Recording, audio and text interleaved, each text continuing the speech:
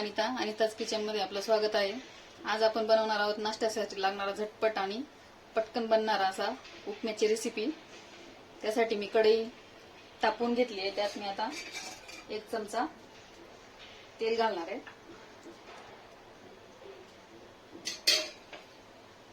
तेलात आपण रवा 1 वाटी रवा भाजून घेणार आहोत.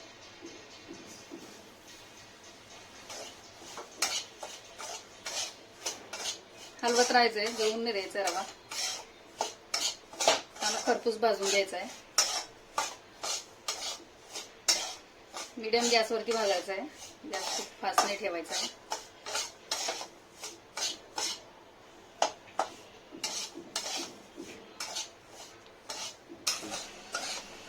आपला रवा खरपूस भाजून झालाय. आता आपण हा काढून घेणार आहोत.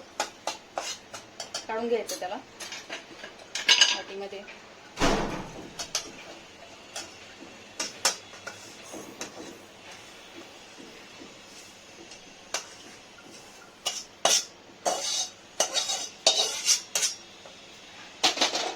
आता आपण फोडणीसाठी तेल घालायचं पहिलं.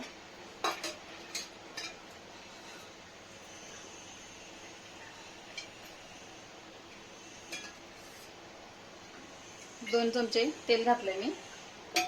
तुम्हाला तुमच्या आवडीनुसार तेल टाकायचं किती पाहिजे ते. सगळ्यात आधी आपण आता याच्यात 1 चमचा राई घालायची आहे.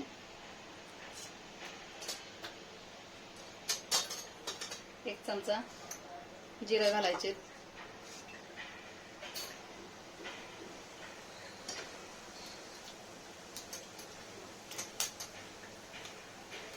त्यानंतर आपण याच्यात बारीक चिरून घेतलेली कोथिंबीर घालणार आहोत.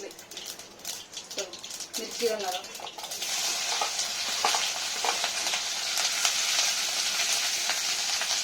आणि परतून घ्यायची. आता आपण बारीक चिरलेला कांदा टाकून घेणार आहोत.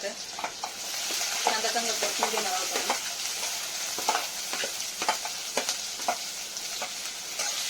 परतून घ्यायचा कांदा चांगला.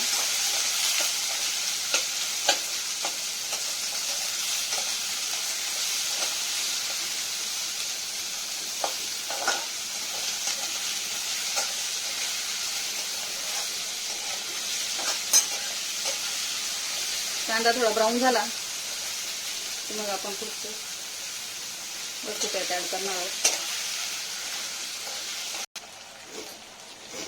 कांदा आपला परतून झाला. आता आपण याच्यात अर्धी वाटी शेंगदाणे घालायचे. शेंगदाणे चांगले फ्राय होऊन घ्यायचे त्याच्यात.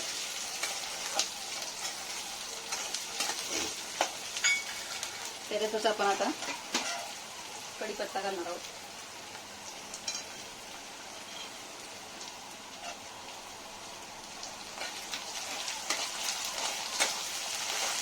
चांगलं परतून घ्यायचे या वस्तू आपण.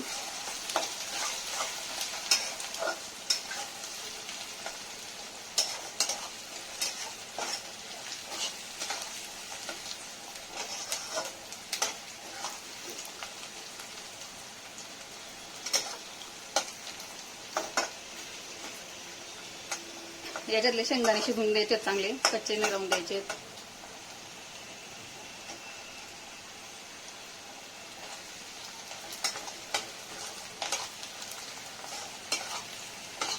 हलवत राहायचं. फोडणी जळून नाही द्यायची.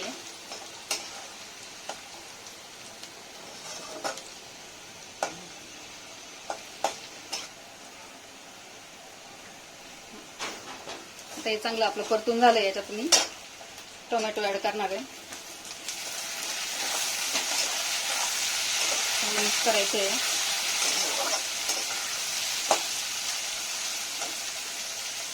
त्यानंतर याच्यामध्ये मी अर्धा चमचा हळद टाकणार आहे.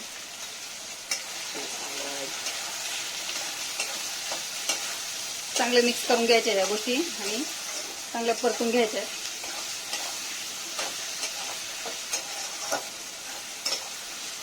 फोडणीतच आपण थोडीशी चवीसाठी कोथिंबीर घालणार आहोत.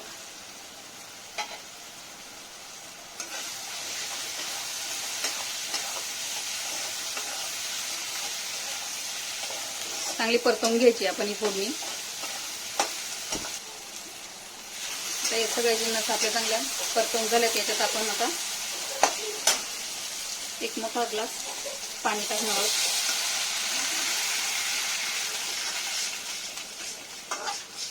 तुम्हाला जितकं पाणी हवं तितकं तुम्ही तुमच्या अंदाजाप्रमाणे टाकू शकता.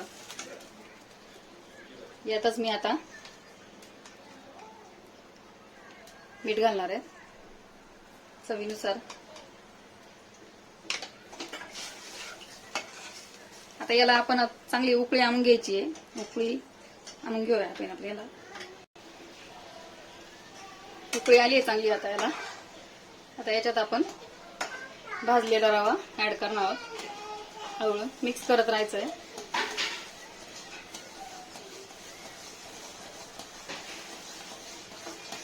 मिक्स करत राहतं. एकदम नाही टाकायचं आहे. एकदम टाकलं तर त्याचा गट्टू होतो. गॅस कमी करायचा आहे.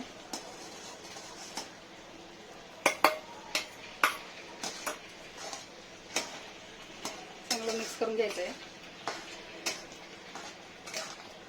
आता याच्यात आपण परत थोडीशी राहिलेली कोथिंबीर टाकून घेणार आहोत. फ्लेवर चांगला येतो. चांगलं मिक्स करून घ्यायचं आहे.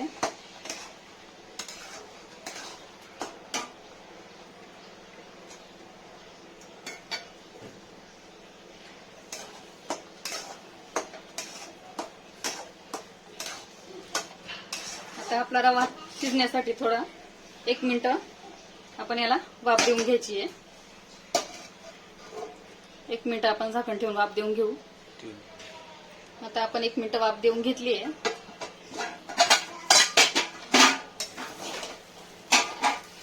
बघा आपला कसा उपमा चांगला मोकळा झाला एकदम.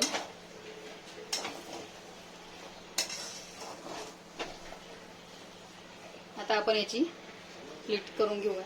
सर्व करून घेऊया. अशा प्रकारे आपला उपमा रेडी आहे. त्याच्यासाठी लागणारं साहित्य मी डिस्क्रिप्शन बॉक्स मध्ये लिहिलं आहे. तुम्ही बघू शकता. रेसिपी आवडली असेल तर लाईक, शेअर, सबस्क्राईब करा आणि कमेंट करून कळवा कशी झाली होती.